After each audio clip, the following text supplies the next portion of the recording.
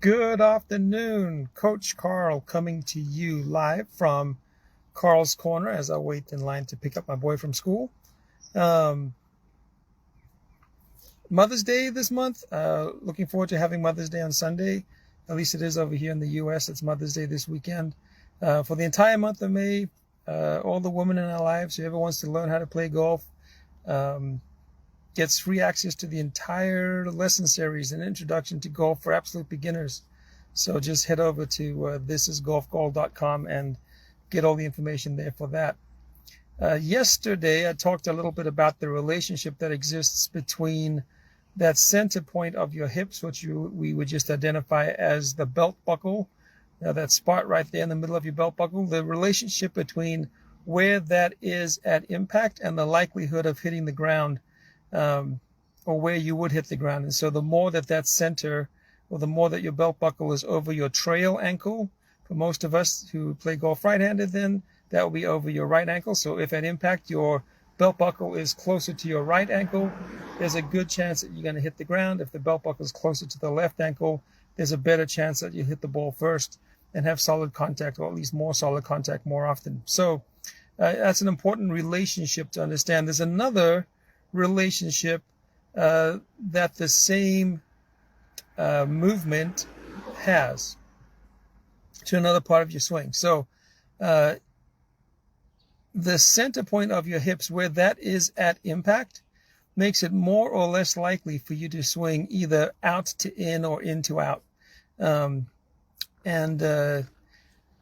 why is this important? Well, most of the students I teach, when we first start working together, they have this horrible tendency to hit balls that slice massively to the right.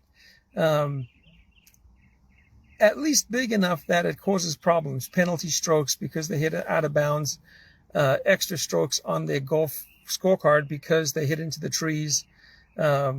So learning to not slice the ball in a penalizing way becomes kind of their first goal. And what tends to happen is if the center of your hips is more over that trail ankle, then your club path is going to be more out to in or swinging left through your target line, which is the path pattern that would typically produce a slice. Alternately, if your center point of your hips, if your belt buckle is at impact more over towards your left ankle, then it's not a guarantee, but at least it makes it more possible for you to swing from in to out to avoid that path pattern that causes the slice. So there's a great benefit in learning how to control at impact where the placement of your belt buckle is.